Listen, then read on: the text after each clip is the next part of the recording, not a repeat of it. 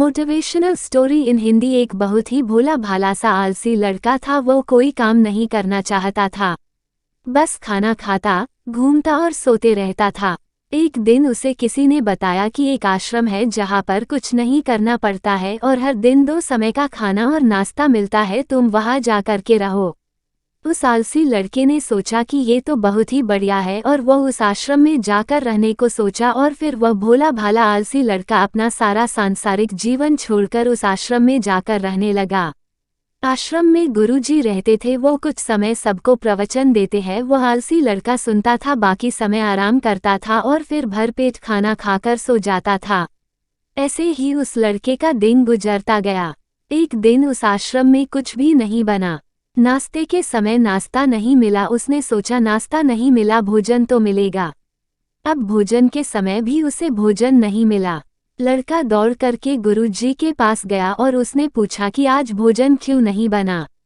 गुरुजी ने कहा कि बेटा, आज एकादशी है और जितने भी आश्रम के सदस्य हैं उनका उपवास है और तुम्हारा भी आज उपवास है, आज भोजन नहीं बनेगा। वो लड़का आलसी था और उसे भूख भी बहुत लगता था। उसने गुरुजी से बोला कि मैं उपवास नहीं रहूंगा, मुझे भूख लगी है, मैं खाना खाऊंगा। गुरुजी ने बोला ठीक है, जाओ भंडारे में से सामान ले करके आओ और आश्रम में नहीं बाहर ले जा करके बना लो, लेकिन याद रखना भोजन बनाने के बाद सबसे पहला भोग भगवान को लगाना और फिर तुम प्रसाद पाना। वो लड़का बोला ठीक है और फिर अनाज लेकर नदी की ओर पहुंचा। भोजन पकाने लगा, तैयार हुआ। उसके बाद कहने लगा कि भगवान श्री राम आइए, पधारिए, भोग लगाइए। अब जब उसे लगा कि भगवान तो आ नहीं रहे हैं तो फिर कहने लगा कि मुझे मालूम है आपको तो अच्छा खाने की आदत है, मैं बना नहीं पाया और मुझे अच्छा भोजन बनाने भी नहीं आता, लेकिन जो भी रूखा सूखा बना है आकर खा लीजिए। भगवान श्री राम उसकी सरलता पर बहुत ही प्रसन्न हुए और उस लड़के को दर्शन दे दिए। उसने देखा कि भगवान श्री राम आए हुए हैं और उनके साथ में माता सीता भी आई हुई है। लेकिन लड़के ने सिर्फ 2 लोगों के लिए ही भोजन बनाया था, एक अपने लिए और दूसरा भगवान के लिए। और अब क्योंकि भगवान के साथ माता सीता भी आई हुई थी तो उसने उस भोजन को माता सीता और भगवान के सामने ग्रहण करने के लिए रख दिया।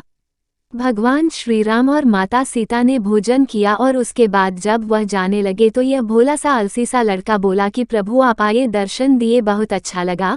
मुझे खाने को कुछ नहीं मिला, लेकिन कोई बात नहीं, लेकिन आपसे एक विनती है कि अगली बार जब आप आएंगे तो कितने लोग आएंगे ये बता दीजिए, ताकि मैं उतने लोगों के लिए भोजन बनाकर रखा रहूं। भगवान श्री राम मन ही मन मुस्कुराए और फिर अंतर ध्यान हो गए।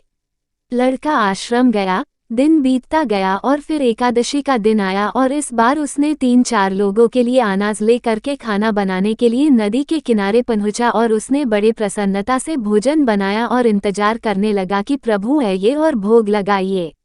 इस बार लड़का देखता है कि भगवान श्री राम पूरा राम दरबार ले करके आए हैं, जैसे माता सीता, लक्ष्मण, भरत, हनुमान जी और सभी लोग आए हैं।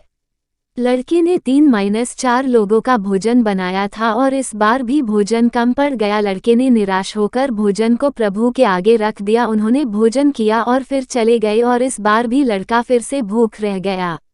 अब लड़का फिर आश्रम गया, दिन बीतता गया और फिर एकादशी का दिन आया और इस बार गुरुजी से कहने लगा कि गुरुजी मुझे इस बार थोड़ा ज़्यादा अनाज चाहिए।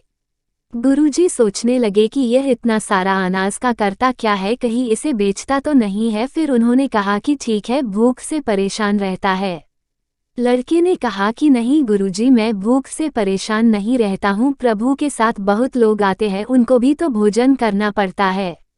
गुरुजी को लगा कि लड़का पागल हो गया है, लेकिन गुरुजी ने सोचा कि चलो एक बार चलकर देखते ही कि लड़का इस अनाज का करता क्या है।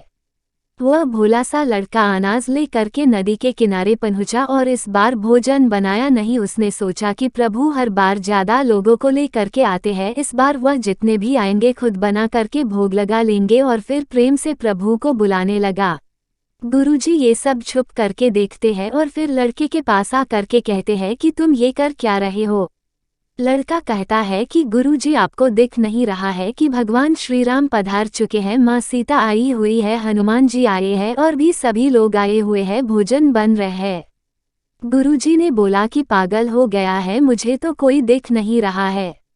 लड़का गुस्सा हो गया और बोला, प्रभु आप ये क्या कर रहे हो? एक तो मुझे भूखा रखा है और गुरुजी को दर्शन नहीं दे रहे हो, जो मुझे पागल समझ रहे हैं। कृपा करके गुरुजी को दिख जाओ।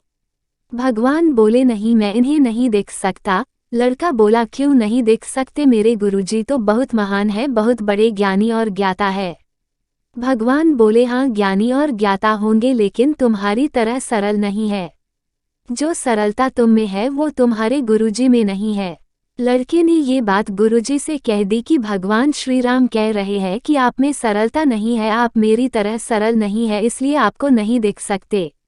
गुरुजी की आंखें नम हो गई और रोने लगे कि और बोले कि बिल्कुल सही कहा, मेरे अंदर तुम्हारे जितना सरलता नहीं है, और फिर माफ़ी मांगने लगे। फिर भगवान ने गुरुजी को भी दर्शन दिए।